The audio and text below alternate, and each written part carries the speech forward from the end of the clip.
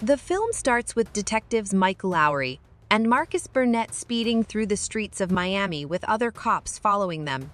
They arrive at a hospital and run inside as they head to the room where Marcus's daughter Megan has given birth to a baby boy. His wife Theresa and Megan's fiancé Reggie are there as well, informing Marcus that the boy is named after him.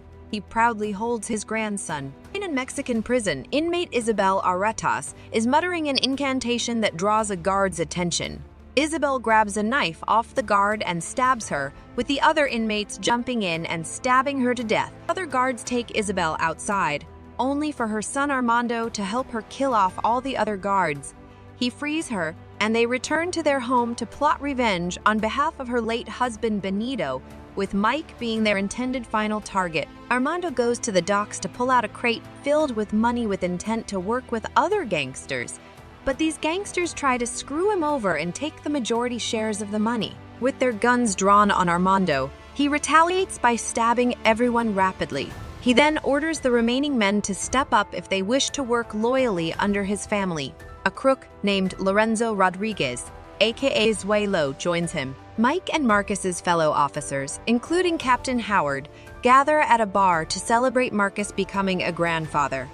They encounter a woman named Rita, who has just been promoted to lieutenant and is also Mike's ex. She informs them that she is also now heading AMMO, which employs a younger team of officers. Marcus knows they are getting too old for all the crazy things they used to get into, and he urges Mike to settle down, though he disagrees. The two go outside to have a foot race, and as Mike takes the lead, Armando rides up on a motorcycle and shoots Mike. He gets away as the officers rush to help Mike.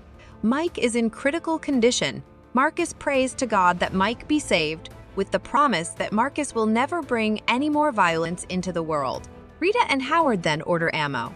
Kelly, Dorn, and Rafe, to do what they can do, investigate Mike's shooter. Meanwhile, Isabel chastises Armando for going after Mike so soon, as she deliberately wants him to die last so that he suffers watching others die. They proceed to go after a judge, a forensics analyst, and a prosecutor, killing them all in broad daylight. 6 months later, Megan and Reggie get married, and Mike has recovered from his injuries. He delivers a speech at the wedding before later asking Marcus to help him catch the shooter, but Marcus refuses, fearing someone else will get hurt, and he insists that he is retired. After learning Mike is awake, Armando uploads his body cam footage of him shooting Mike. He goes to Rita for help, but is also met with the same refusal. Mike takes it upon himself to find his shooter. He visits a retired criminal named Manny the Butcher and beats his hand with a hammer until he gives up the name of a guy named Booker Gracie, who would have info on the owner of the motorcycle and therefore the shooter. Mike goes to Captain Howard, who begrudgingly has him go along with ammo to find Gracie. Mike quickly butts heads with Rafe since he's a smartass, but Kelly and Dorn respect Mike's status as a detective. Mike and the team go to a warehouse where Gracie is going to make a drop. Mike quickly catches that Gracie is trying to rip the guys off and will get himself killed. A shootout begins and Mike tries to get Gracie out of there, but after fighting off the other thugs, Gracie is blown back by an explosion and is impaled by a forklift.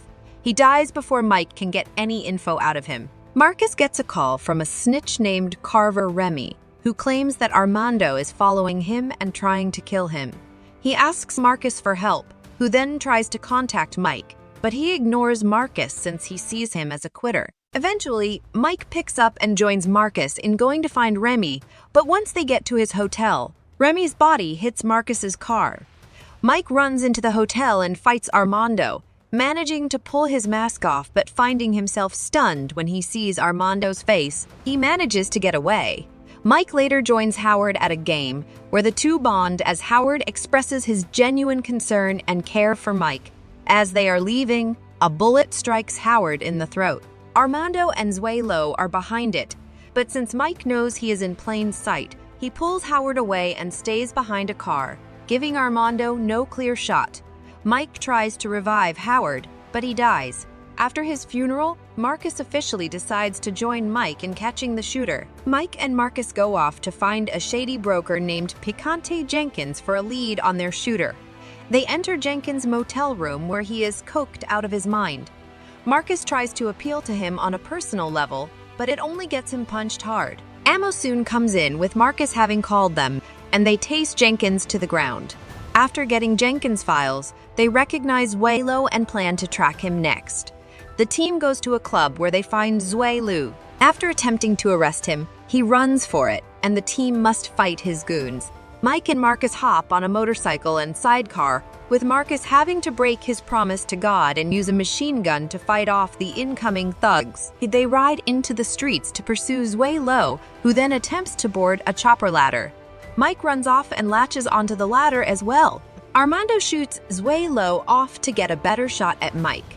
He tells him hasta el fuego before Mike lets go and falls into the water.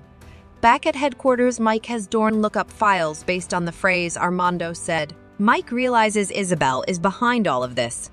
He explains to Marcus that before they teamed up, he was deep undercover in the Aritas cartel and he had a relationship with Isabel before he had to throw her in jail and get her husband killed. Hasta el fuego was a phrase they came up with that was nonsensical, but was supposed to mean together until the flame burns out. She was also heavily into witchery, which gave her the nickname La Bruja. Mike concludes that Armando is his son and that she had been grooming him for revenge, since all the victims were on the same case against the Aritas family. After realizing he knows the truth, Isabel contacts Mike and arranges for him to meet her in Mexico City to end things. The team heads to Mexico for the showdown, with Isabel ordering Mike to meet them in an old palace. They engage in a firefight against Isabel's mercenaries, with the ammo officers proving their skills with guns, as well as physically in Dorn's case. Marcus then shoots down a sniper chopper, causing it to come crashing down to the building and starting a fire. Armando goes to fight Mike, but he decides to confront him as a person and reveal his parentage to Armando. He asks Isabel if it's true, and she admits that it is. She tries to shoot Mike, but Armando steps in the way and takes the bullet in the shoulder. Rita then shoots Isabel off the ledge, sending her plummeting into the flaming wreckage. Marcus almost falls over too, but Armando helps Mike pull him up and get them out of there. Later on, the team is getting along better and they celebrate as Rita has been promoted to become the new captain. Mike and Marcus then bond with baby Marcus, singing the Bad Boys song to him. Before the credits roll, Mike visits Armando in prison, offering him a chance to make up for his crimes. Armando appears to be interested.